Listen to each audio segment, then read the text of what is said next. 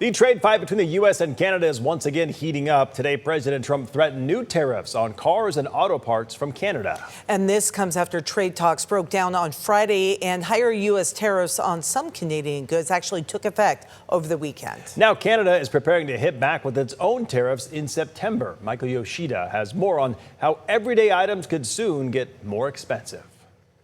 Paper products, alcohol, and dairy are just some of the items caught up in this latest trade fight, but with businesses also facing price pressures from higher costs due to the conflict with Iran, you add all this together and there are no easy choices for American businesses.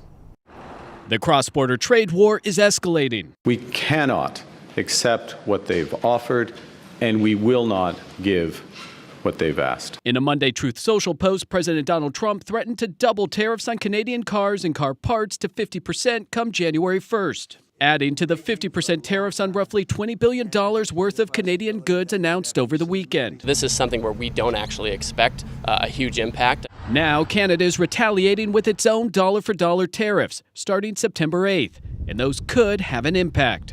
What it actually means for Americans is a new 50% tax. It is a bizarre policy for Americans. It's going to hurt them. Things like paper products, dairy, alcoholic beverages, and lumber could all get more expensive. Some of the products that come from Canada, like lumber, for example, very, very important in the U.S. building trades, energy. These are things that Americans are already feeling a pinch on. The Trump administration argues this is necessary due to a trade imbalance. We're actually worried about our small businesses to make sure they get the kind of access they need. But the trade war, adding salt to the wound for businesses already stressed by the war with Iran that has driven up energy and transportation costs. With less room to absorb another hit, new tariff costs will likely land on consumers.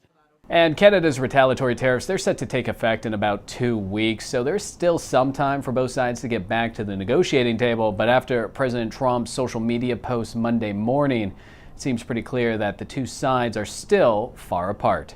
In Washington, I'm Michael Yoshida.